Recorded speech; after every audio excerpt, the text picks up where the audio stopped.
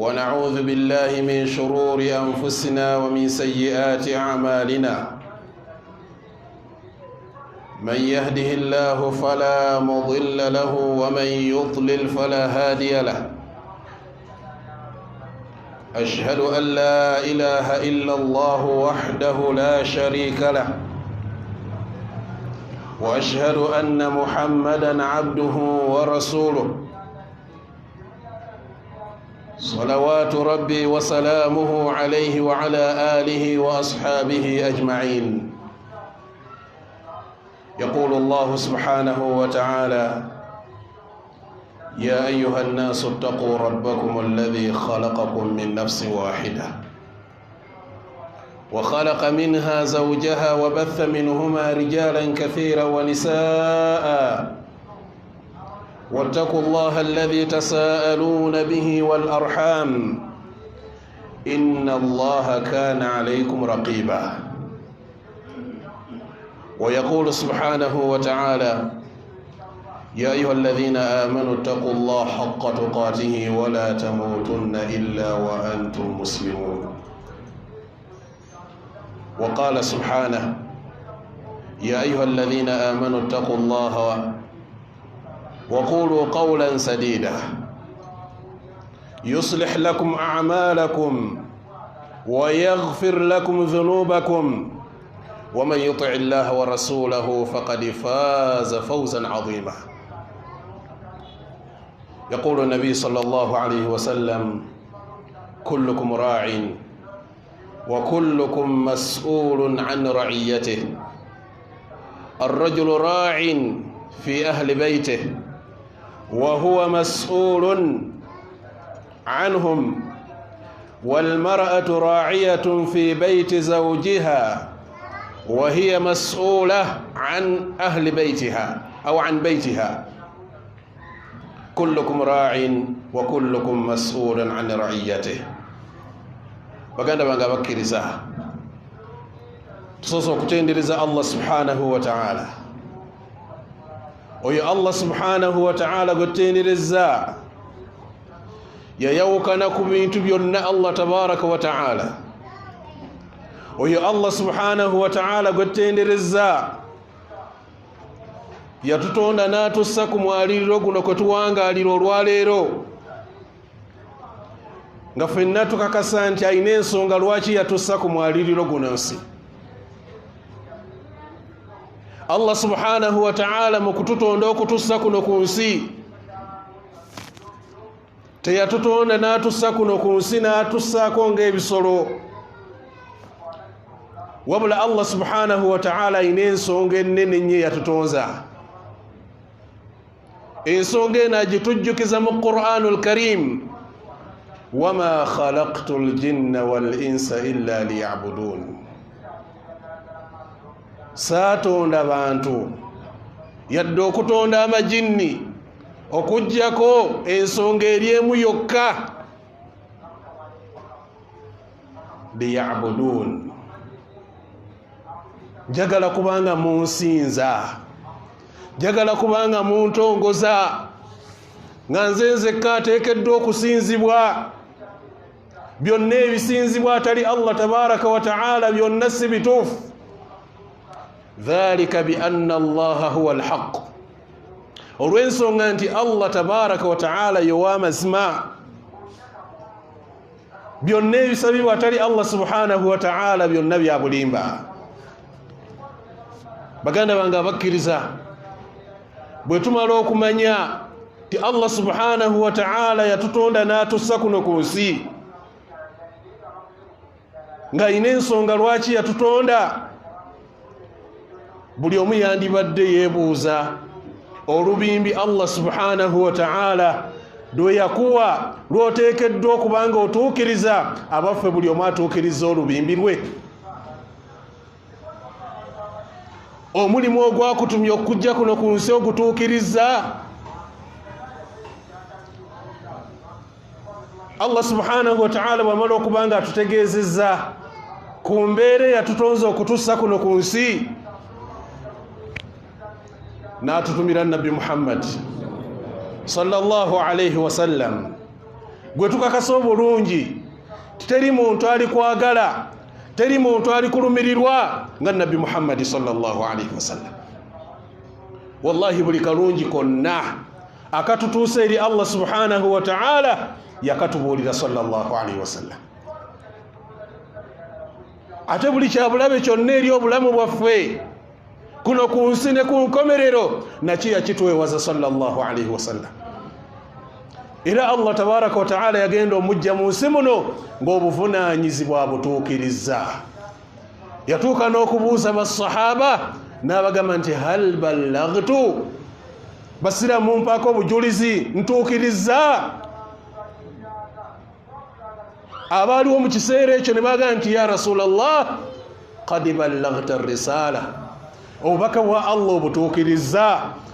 N'awanika olugalo lwe sallallahu alaihi wasallam waggulu bw'ati naga nti Allahumma shahad, Allah bamujulizi. Buli nsonga yonna nginnyonnyodde abasiraamu, buli nsonga yonna nginnyonnyodde abantu. Era n'atukakasa sallallahu alaihi wasallam n'agamba nti kullu ummati yadkhuluna aljannata illa man aba, abantu b'ekibiina kyange mwenna mujja kuyingira ejjana illa man aba, okujjako oyo ali baaganye. Qiila waman yaba ya Rasulallah, bamugamba nti ani oyo ayinza okugaana okuba nga ayingira ejjana? N'agamba sallallahu alaihi wasallam man ata'ani dakhala aljanna, ali baawuliriza bye mbagamba, ali batambulidde ku ebyo bye nzize mbasomesa ajja kuyingira ejjana. Waman asani, ali bajeemedde ebyange faqad aba, ali baaganye okuyingira ejjana. Nabwe ekyo baganda bange abakkiriza, oyo nabbi Muhammad sallallahu alaihi wasallam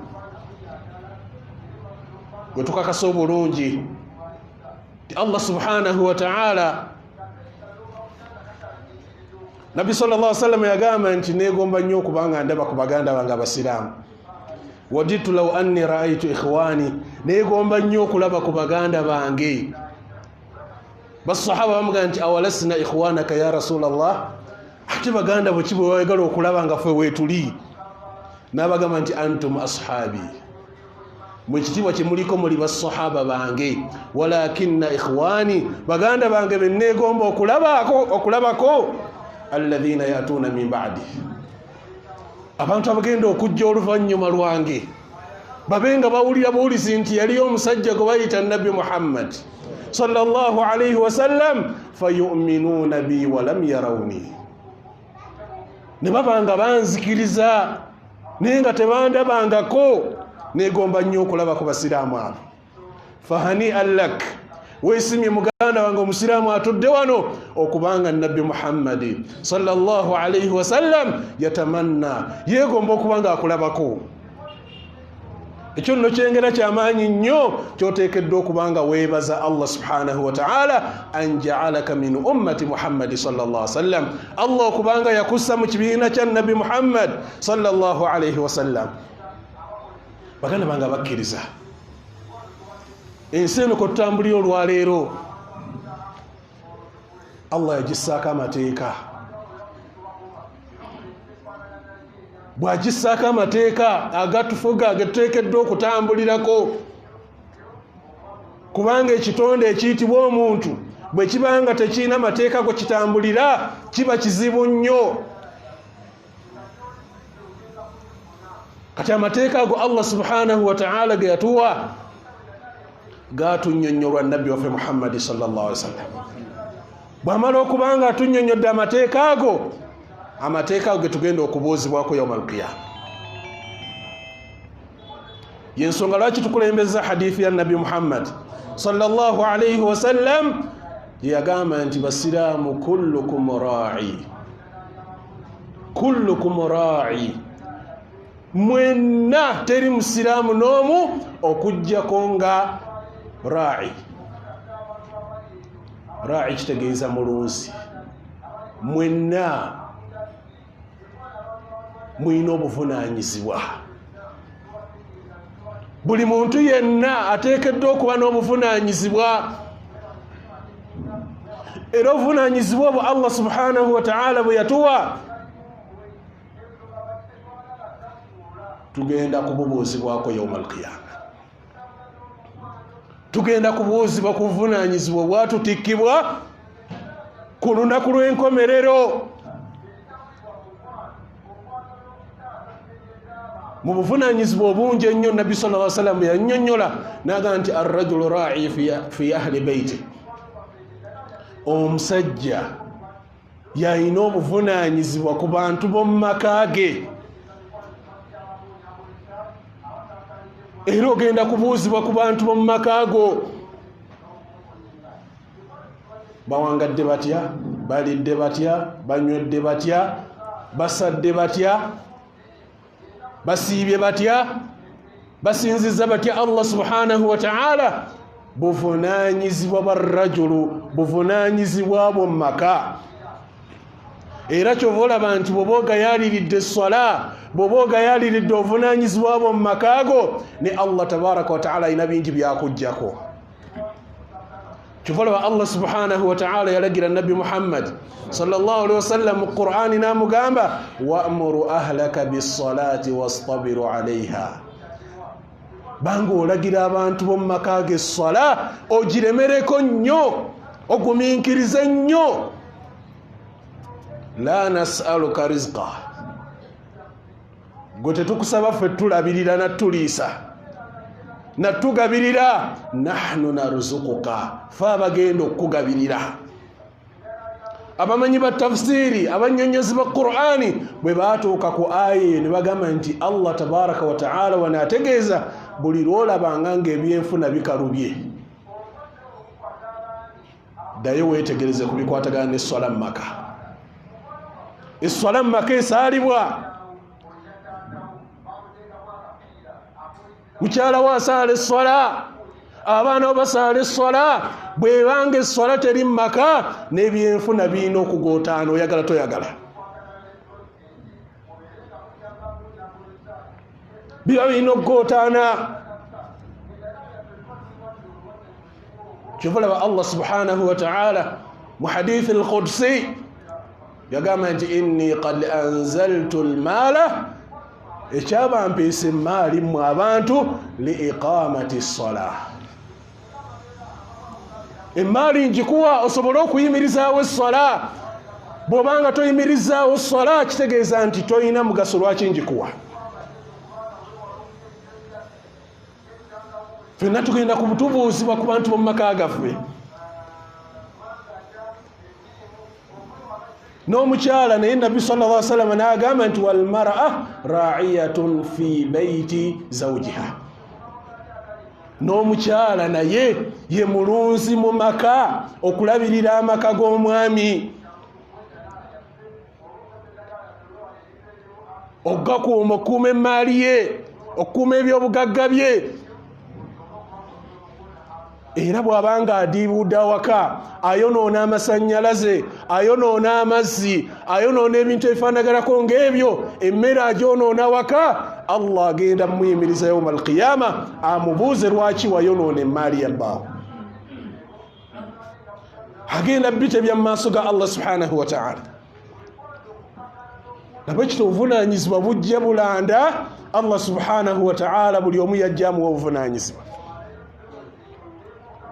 Mugaba obuvunaanyizibwa obwo Allah subhanahu wa ta'ala nebaayo obuvunaanyizibwa obuli mu kifo kino tuyimiridde olwaleero. Mu kifo kino we tutudde olwaleero nakyo kiina obuvunaanyizibwa bwakyo.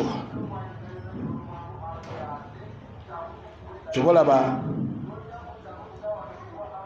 ensonga ekwatagana ne imaamu, ensonga ekwatagana ne muadhin, omwazinyi ne imaamu, nabyo Nabbi sallallahu alaihi wasallam yajja abirambulula bulungi, kubanga guno mulimu gwa Nabbi Muhammad sallallahu alaihi wasallam. Era buli lw'oyimiriranga ku mimbari toyimiriddeewo nga ku lulwo, wabula oli mubaka atuuse ebigambo bya Nabbi Muhammad sallallahu alaihi wasallam mu bantu. Kyova basahaba b'ebitiibwa batyanga oluusi okuyimirira ku mimbari nga buli lwayimirira ye ku mimbari asika kifaananyi kya nabbi Muhammad sallallahu alaihi wasallam. Kyekifaananyi kyasika zani atuukiriza obuvunaanyizibwa bwa nabbi wange Muhammad sallallahu alaihi wasallam, zani ayimirira mu ntebe ya nabbi sallallahu alaihi wasallam. Kibola yagamba sallallahu alaihi wasallam, al-ulama warathatul anbiya,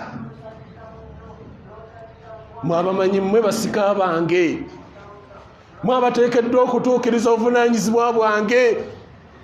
Nabbi Allah subhanahu wa ta'ala yamujja mu dunia naye omulimu gwe gulina okutambula ila yaumil qiyama, omulimu gwe gulina okutambula ila yaumil qiyama. Kibola yagamba sallallahu alaihi wasallam, al-imamu dhamin wal muadhdhinu mu'taman, Allahumma arshidul a'imma waghfir lil muadhdhinin. Olwokubanga obuvunaanyizibwa buno bunene nnyo, yagamba sallallahu alaihi wasallam, al-imamu dhamin, imamu ye mwesigwa, ye mwesimbwa oba ye muntu ayimiriddewo ku ibada z'abantu mu muzikiti. Ibada zaabwe zonna ziyimiridde ku ye.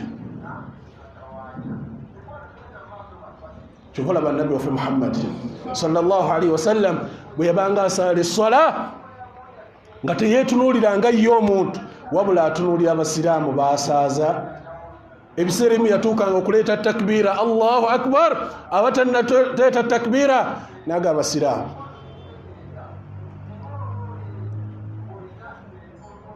Mutereeze ennyiriri. Aba asala eri sallallahu alaihi wasallam, atunudde eri maaso ku bimu ku Allah bye yamuwa sallallahu alaihi wasallam. Yatunulanga mu qibla naye nga amanya ebigenda mu maaso emabega. Amanya omusiraamu atateredde mu layini. Bimu ku byabagero bya nabbi Muhammad sallallahu alaihi wasallam Allah bye yamuwa. Laga nti la tuqimanna sufufakum aw la yukhalifanna Allah bayna qulubikum. Bali mutereeze ennyiriri zammwe. Bwe munaamuganye Allah agenda kusenjawukana mu mitima gyammwe. Lwaki ayogera ebyo sallallahu alaihi wasallam? Buvunaanyizibwa Allah bwe yamutikka, Allah subhanahu wa ta'ala bwe yamutikka. Kyova bwe yasaba dduwa nabbi sallallahu alaihi wasallam, timamu engeri gyali nti yavunaanyizibwa ku byonna. Naga nti Allahumma arshidil a'imma, Allah nungamiza buli yenna agwa mu kiti ky'abayimaamu, nungamiza buli yenna agwa mu kiti ky'abayimaamu. Nabbi sallallahu alaihi wasallam yamusabira dduwa Allah akulungamye, kubanga bingi ebiba mu basaaze bo, bingi ebiba mu swala z'obasaaza, naye Allah balungamyenga. Era kyovola nti guno obuvunaanyizibwa Allah babukutise, gw'olina okusaba okuyambako ye Allah tabaraka wa ta'ala. Allah yalina okuyamba ku buvunaanyizibwa buno, kubanga teri abusobola illa bi'awni llahi azza wa jal, okujjako nga Allah akwatiddeko n'akuyamba. Bwe yamala n'agamba nabbi sallallahu alaihi wasallam, waghfiru lil muadhdhinin, Allah sonyiwa abazinyi, osaasira abazinyi. Lwaki nabbi sallallahu alaihi wasallam asabira abazinyi? Naga nti al muadhdhinu mu'tamanun, ate omwazinyi bamuyita mu'tamanu, ye mwesigwa. Yayimiriddeko essola etuuse, essola tennatuuka, bw'ayazinanga ebiseera tebinnatuuka, obuvunaanyizibwa bwe yamanyi bw'alinnyonnyola Allah. Inna as-salata kanat 'ala al-mu'minina kitaban mawquta. Essola Allah yagira alika kubakkirizanga eriko ebiseera ebimanyikiddwa. Kyobulaba nti omwazinyi alina okuba omwegendereza ennyo. Ayinza okusibulula abantu ng'essaawa tennatuuka, ayinza okukeereya abantu obubasibulula ng'eddaka zayiseeko dda, ayinza okusaaza abantu essola ng'essola tennatuuka. Kyobula nti omwazinyi alina okuba nga mwegendereza nnyo. Nawe obuvunaanyizibwa Allah subhanahu wa ta'ala yabusaawo. Era omuntu yenna nti muadhin alina okutuula wansi asome ebikwatagana n'obwazinyi mu busira. imam olina okusoma ebikwatagana n'obwa imaamu omubusira kubanga buvunaanyizibwa walaisa sharafan si bitiibwa okumanya si bitiibwa nabbi waffe Muhammad sallallahu alaihi wasallam yagamba nti yusalluna lakum mugenda kuba n'ababasaaza ba imam fa in asaabu falakum walahum bwe babanga bebabasaaziza bituufu falakum mwabagoberezi mufuna empeera yammwe mu bujjuvu walahum ne baimaamu nabo ne bafuna empeera yammwe mu bujjuvu naga nti wa in akhtau senga bakola ensobi yonna falakum mwe bamaamumu mufuna empeera yammwe mu bujjuvu wa alaihim omusango gw'essola gwonna be balina okugwetikka era imaamu teyewuunyanga nga azze yawma alqiyama ng'abantu abakubanja essola tomanyi muwendo gwabwe be Allah tabavunaana naye nga gwe gwagenda okuvunaana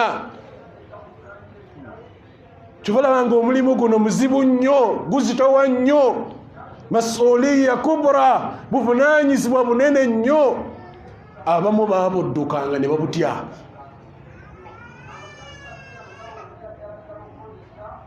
lwaki nti si kitiibwa wabula baba kuwadde obuvunaanyizibwa bw'ogenda okuyimirira mu maaso ga Allah bagambe nti waqifuhum innahum mas'ulun bwebanyimiririze mu maaso awo bagenda babuuza ebibuuzo malakum la tanasarun lwaki olwali temwetaasa lwaki temweyamba bal humul yawma mustaslimun olwaleero muzze mu maaso gange nga muli bajeemulukufu muzze mu maaso ga Allah nga muli bajeemulukufu lidhalika ayuha alikhwa aqulu qawli hadha wastaghfiru Allah li wa lakum wa lisaa'iri almuslimina min kulli dhanbin fastaghfiruhu innahu huwa alghafuru arrahim wa huwa albarru alkarim.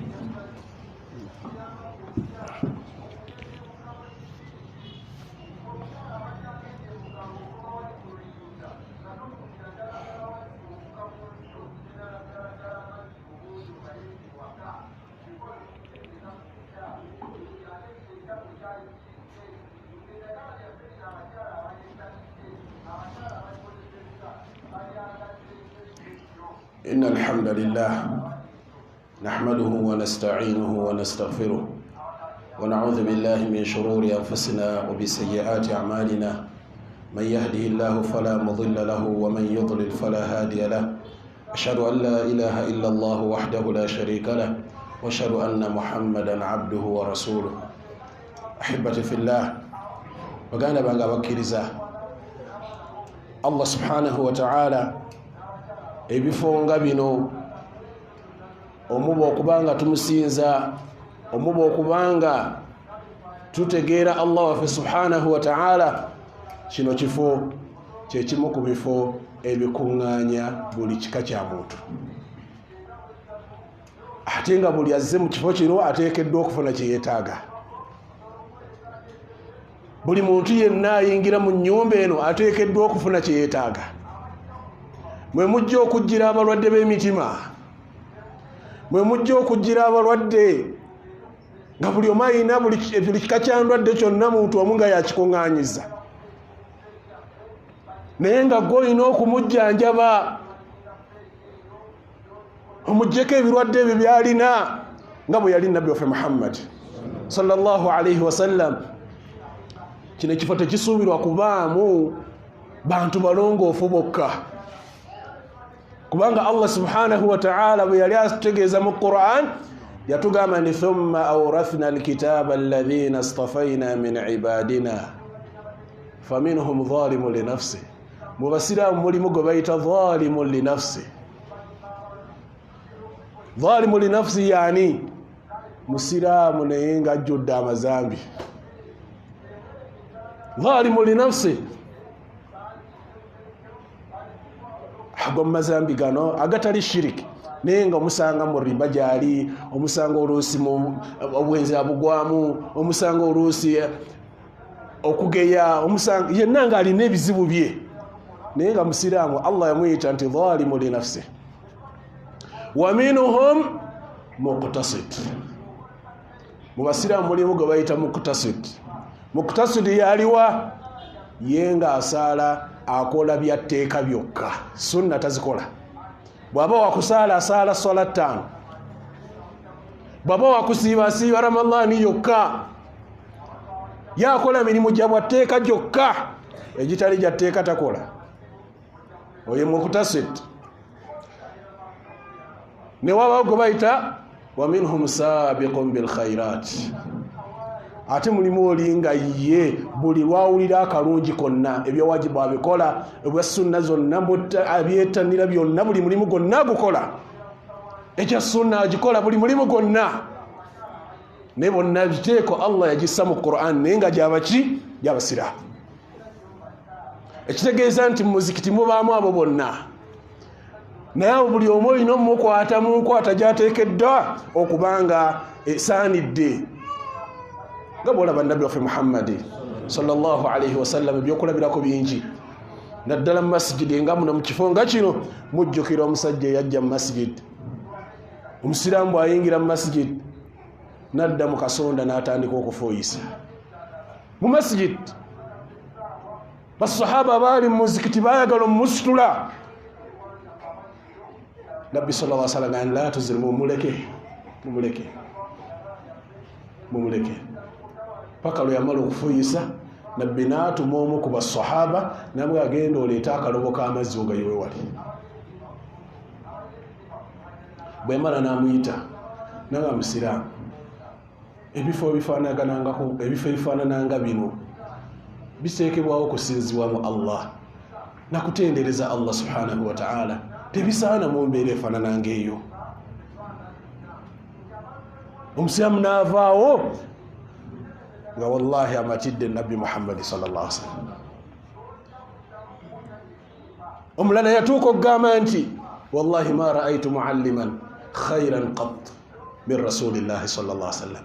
Wallahi sirabangayo musomesa asinga abasomesa bonna nga Nabbi Muhammad sallallahu alaihi wasallam. Wallahi ma qaharani, teyambogokera sallallahu alaihi wasallam, wala darabani, yadde okunkuba oluyi.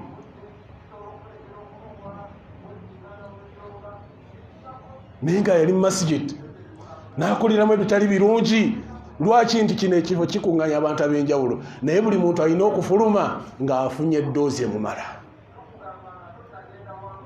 Muvubuka ajja eri Nabbi sallallahu alaihi wasallam mu masjidi nga bwe tutudde, namugamba nti ya Rasulallah idhani li bizina,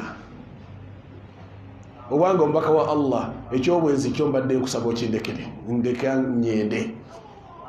Mu masjid basahaba baaliwo nga baagala mutwala nga talinnya ku ttaka. Naga muleke, namuyita ta'ala, jangu wange, kubanga Nabbi sallallahu alaihi wasallam amanyuna ayina ekirwadde ekyetaagisa kujjanjaba, naye olina okukozesa amagezi agawa waggulu omujja otya mu mbeera eyo.